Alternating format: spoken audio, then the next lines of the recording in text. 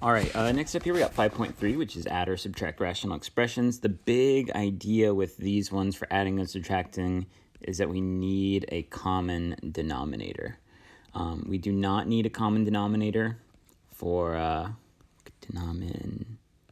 We don't need a common denominator for multiplying and dividing. We saw last section, but we do need it for adding or subtracting. So number one here, you can see we already have a common denominator. So when this happens, this is really easy. We just keep that common denominator the same, okay? And then we just combine like terms up top. So I got 2x, I got 5x, that's going to give me 7x.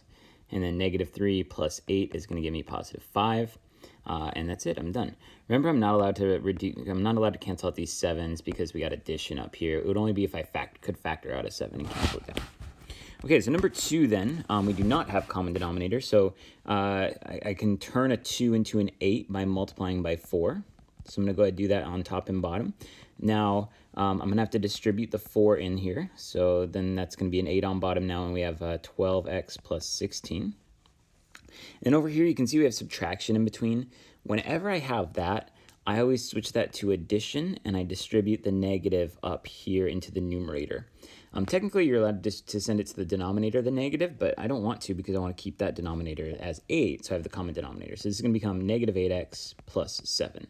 So I always do that when it's subtraction. Okay, so now we can get our common denominator of 8 here and just combine like terms in the numerator. So we have 12x and we have negative 8x, so that's going to make 4x. And then 16 plus 7 will give me 23. All right, next up, number 3 here. So this one, you can see that I can't turn 5 into 7 by multiplying, so I have to multiply each one of these by the other one. So this one I'll multiply by 5, and then this one I will multiply by 7. And so this one will be 35 on bottom, and I'll distribute that 7 in there. So it's going to be 14x minus 56. And then over here, I got 35 on bottom, and I'll distribute that in there.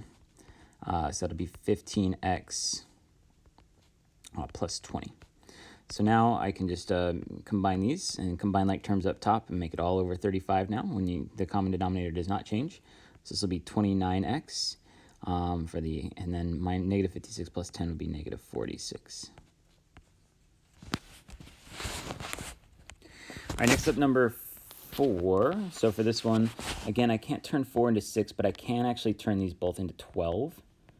So I'm going to multiply this one by 2 and this one by 3 to turn it into a common denominator of 12. So I have 9x plus 6. And then, I have another subtraction here. So whenever I have the subtraction, remember, I like to turn that into a addition. And then I'm just going to distribute this as a negative 2 up top instead of a positive 2. Just like on number 2, I just distributed the negative. Now I'm just going to distribute the negative with the 2. So it's going to be negative 4x plus 2. So once again, I always do that if it's subtraction in between. So now that's over 12. Okay, so now we'll write our final answer here. So all over 12, 9x minus 4x is going to give you 5x. And then 6 and 2 gives you 8. Okay, now we can see here that we have some denominators or binomials. So in these cases, we're almost always going to be multiplying by the other binomial. So this one I have to multiply by b plus 2. And then this one I'm going to multiply by b minus 6. So then this is going to be all over, actually, let me take that back. Okay, so now this one is going to have a new denominator of b minus 6 and b plus 2, as will this one. Okay, and then I'm going to distribute the 2 into here, so it's going to be 2b minus 12. I'm going to distribute this one as a negative 3 again, so I'm going to change this to addition by distributing the negative in there, which again, I always do that if it's a minus in between, so this will be negative 3b minus 6. All right, so then we'll just combine like terms and get our final answer here. It's going to be all over that common denominator, b minus 6, b plus 2. And then the numerator, I got negative 3b and positive 2b, so that's going to make negative b. And then negative 12 and negative 6 will make negative 18. All right, so same idea here for number 6. I'm going to multiply this one by m minus 3 on top and bottom. This one by m minus 4. All right, so this one will be m minus 3 m minus 4. And I'll distribute the 2m in there, so it's going to be 2m squared minus 8m. And then this one's already addition, so I don't need to distribute a negative. I'm just going to distribute, actually, I'll put my denominator first. I'll distribute the 3m in there, so it gives me 3m squared minus 9m.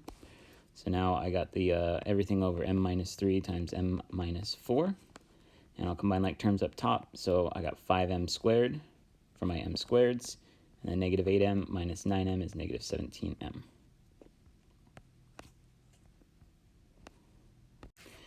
All right, next up here on number 7, you can see that the denominators, they actually have a 3 in common.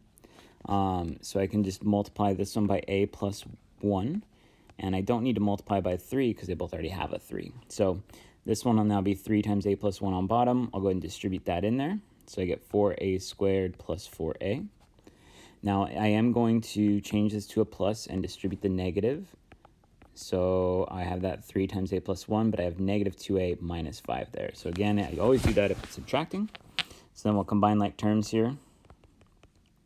So I have 4a squared, and then there's no like term for that one. Positive 4a and negative 2a makes positive 2a, and then minus 5 out back.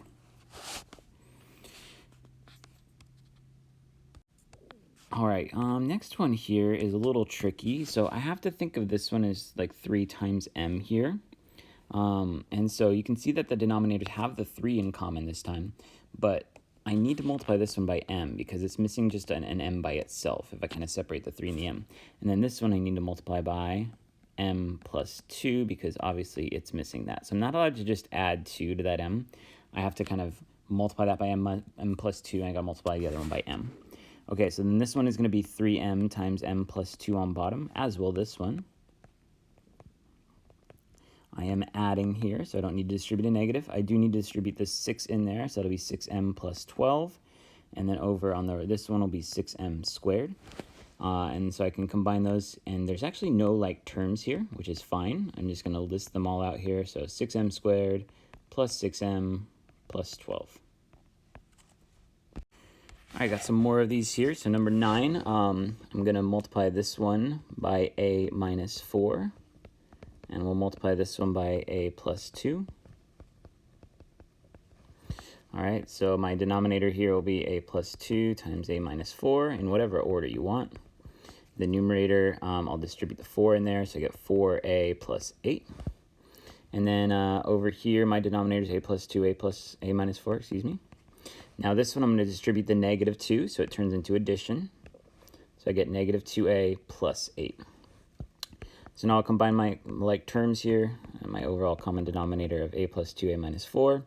So 4a minus 2a is 2a, and then 8 plus 8 is 16. All right, we're going to skip 10 and 11 here, and I'm going to go on to number 12. Number 12, I actually see I can reduce this one before I start. So I'm going to go ahead and divide that by 2 and get 3 over 2 there. And so now, to get a common denominator, I'd have to multiply this one by 2. And multiply this one by m plus 4. So then I have my denominator here is 2 times m plus 4. This one is also 2 times m plus 4.